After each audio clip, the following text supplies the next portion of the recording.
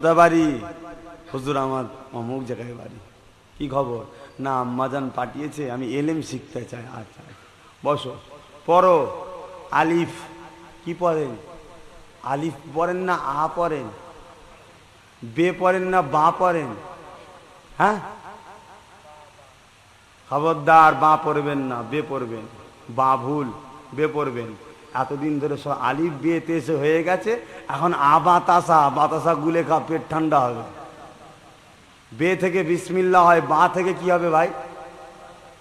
বাসমিল্লা। এই বুঝছেন? বেরেনে ঢুকছে। তাহলে একদল লোককে আমেরিকা ছেড়ে দিয়েছে যারা আমাদেরকে শেষ করে ফেলছে। সারা জীবন ধরে আলিফ বেতেসে হয়েছে। তাহলে গৌসুল আজম, খাজা গরিবে নওয়াজ, দাদা হুজুর পীর কেবলা, আল্লামা রুহুল আমিন সাহেব, যাদের ওসিলায় পৃথিবীতে ইসলাম ছড়িয়েছে, সব তাহলে ভুল করেছে, এখন শুদ্ধ হচ্ছে। মরার সময় গালে পানি দিচ্ছে। সারা জীবন আলিফ বেতেসে হয়ে গেল, এখন আ বাতাসা হচ্ছে। দল্লিন পড়েন না জল্লিন? দল্লিন না জল্লিন? কেদি কেউ জল্লিন পরে কি হবে ভাই? ফুরফুরাদের ফতোয়া বলছি নি, আগে দেওবন্দীদের ফতোয়া শোনেন। দেওবন্দি চেনেন তো? হাজরাতে কাসেম নান্তুবি, যিনি মাদ্রাসা করেছেন দেওবন্দে, এই দেওবন্দীদের ফতোয়া হলো কেউ দল্লিনের জায়গায় জল্লিন পড়লেও কাফের হবে। কাফের, কাফের। আমি বলিনি, দাদা হুজুর বলেন। কে বলেছে? রশিদ আহমেদ গাঙ্গুই সাহেব বলেছে, আশরাফ আলী থানভী সাহেব বলেছে। फतवाए रसीदिया, फतवाए आजीजिया, अगर कोई शख्स अपने मर्जी से दौलिन की जगह दौलिन कहे वो काफिर हो जाएगा। এটা ফুরফুরার ফতোয়া নয়, দেওবন্দীদের ফতোয়া। লাও তুমি ঠেলা সামলাও, তুমি দেওবন্দি কোথা হলে? আর তুমি তো ওহাবি। ওহাবি দেওবন্দিরাও দল্লিন পরে, জল্লিন পরে না। এই ওহাবিরা জল্লিন পরে কেন? ওহাবিরা হলো রসুলের দুশ্মন, আমেরিকার ইহুদিদের দালাল। শুনছেন? এদেশে ব্রিটিশদের ঘরে তাড়াতে মানা করেছিল ওহাবিরা, এরা দালাল। আবার ব্রিটিশদেরকে আনতে চাইছে এদেশে।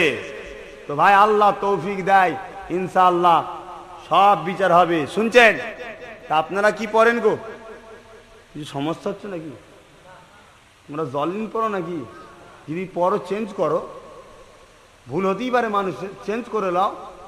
দল্লিন পড়বে, দল্লিন। বিশ্বকারী হজরতে কারি আব্দুল বাসেদ সাহেব, যে কারিয়ানা পড়ার সূচনা জনক যাকে বলা হয়, যে কারিয়ানা পড়াটা পৃথিবীর মানুষের ভাবনার মধ্যে ঢুকিয়েছিলেন, কারি আব্দুল বাসেদ সাহেব, তিনিও দল্লিন পড়েছে, জল্লিন পড়েন। এগুলো দেখেও তো শিক্ষা নেওয়া দরকার।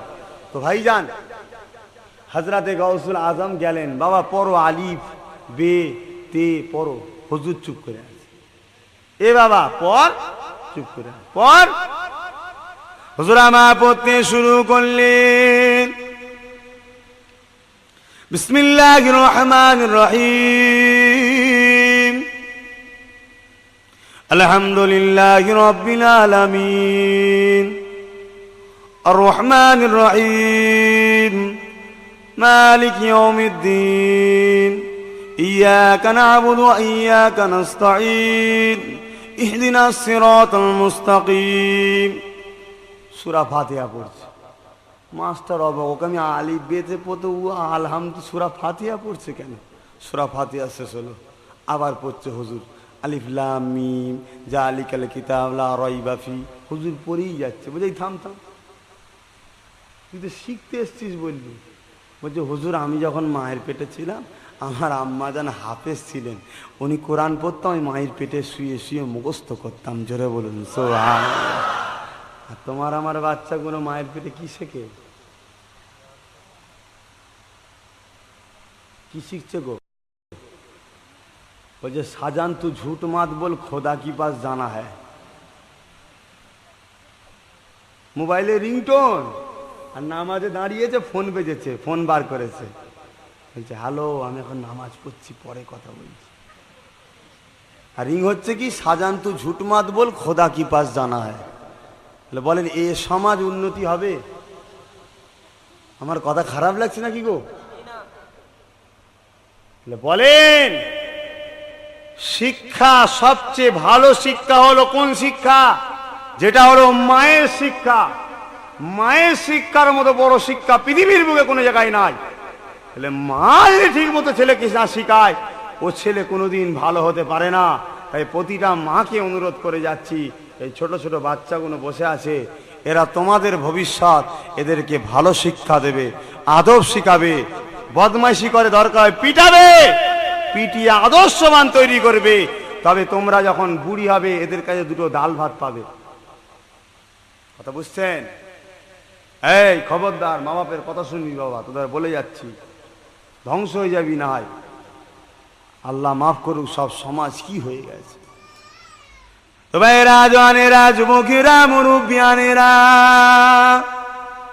ও নেবাগম্মাতেরা, হযরতে পীরানে পীর আস্তে আস্তে বড় হয়ে গেলেন।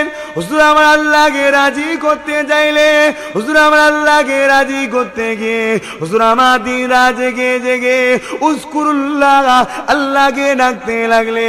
আল্লাহ আল্লাহ আল্লাহ আল্লাহ আল্লাহ আল্লাহ আল্লাহ আল্লাহ আল্লাহ আল্লাহ আল্লাহ আল্লাহ আল্লাহ আল্লাহ আল্লাহ করে জেগে করতে লাগলে।